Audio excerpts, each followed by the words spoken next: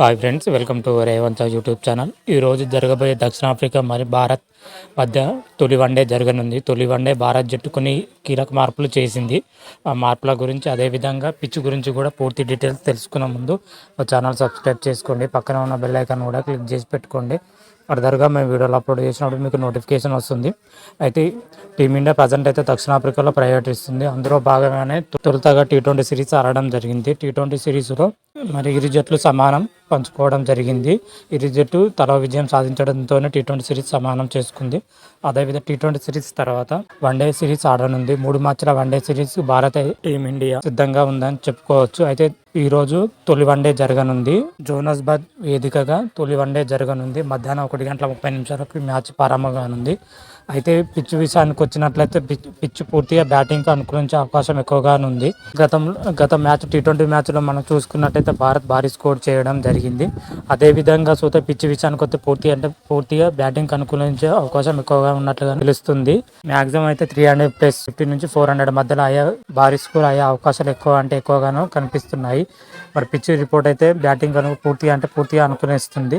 అదేవిధంగా మన టీమిండియాలో జట్టు విషయానికి వచ్చినట్లయితే టీమిండియా భారీ మార్పులు చేయనుంది. ముఖ్యంగానైతే ఈ మ్యాచ్లో రింకు సింగ్ వచ్చేసరికి వన్డేలకు ఎంట్రీ ఇవ్వనున్నాడు ఈ మ్యాచ్ తోటి. అదేవిధంగా సంజు శాంసన్కు మరోసారి నిరాశ ఎదురయ్యే అవకాశాలు ఎక్కువగానో కనిపిస్తున్నాయి.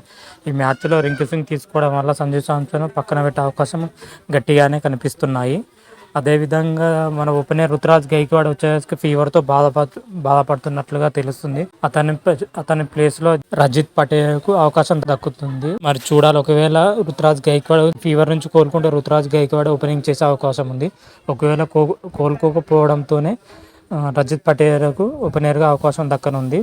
అదేవిధంగా జట్టు వివరాలకు వచ్చినట్లయితే ఓపెనర్లుగా రుతురాజ్ గైక్వాడ్ వస్తే, అలా కాకపోతేనేమో సాయి సుదర్శన్ రుతురాజ్ పటేల్కు ఓపెనర్గా చేయనున్నారు. తర్వాత స్థానానికి వచ్చేసరికి తిలక్ వర్మ ఆడనున్నాడు 3వ ప్లేస్లో. 4వ ప్లేస్ వచ్చేసరికి శ్రేయస్ అయ్యర్. ఆ తర్వాత వచ్చేసరికి మన కెప్టెన్ కేఎల్ రాహుల్ రానున్నాడు. కెప్టెన్ కేఎల్ రాహుల్ కెప్టెన్తో పాటు వికెట్ కీపర్గా కూడా చేయనున్నాడు. చివరలో మన 6వ స్థానానికి వచ్చేసరికి రింకు సింగ్ బరిలో దిగనున్నాడు. రింకు సింగ్ ప్లేస్లో సంజు శాంసన్ తీసుకుంటారా లేదా అనే విషయం ఇంకైతే క్లారిటీ అయితే లేదు. నాకు తెలిసినంత అయితే మ్యాక్సిమం రింకు సింగే తీసుకునే అవకాశాలు ఉన్నాయి. ఆల్రౌండర్ కోటా కింద అక్షర్ పటేల్ బరిలోకి దిగనున్నారు. స్పెషలిస్ట్ స్పిన్నర్ కింద కుల్దీప్ యాదవ్ను తీసుకున్నారు. యజ్వేంద్ర చాహల్కు మరోసారి నిరాశని ఎదురయ్యే అవకాశాలు గట్టిగానే వినిపిస్తున్నాయి.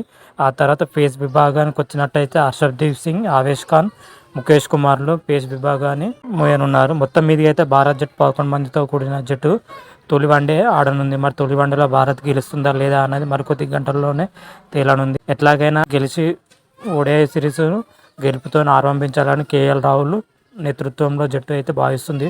మరి చూద్దాం, టీమిండియా గెలుస్తుందా లేదా అనేది వేచి చూడాలి. మీకు ఈ వీడియో నచ్చినట్టయితే లైక్ చేయండి, షేర్ చేయండి. మరిన్ని వీడియో కోసం మా ఛానల్ సబ్స్క్రైబ్ చేసుకోండి. పక్కన ఉన్న బెల్ ఐకాన్ కూడా క్లిక్ చేసి పెట్టుకోండి. ఫర్దర్గా మేము వీడియోలు అప్లోడ్ చేసినప్పుడు మీకు నోటిఫికేషన్ వస్తుంది. రామ దేవ్ శంభో శంకర. Thank you.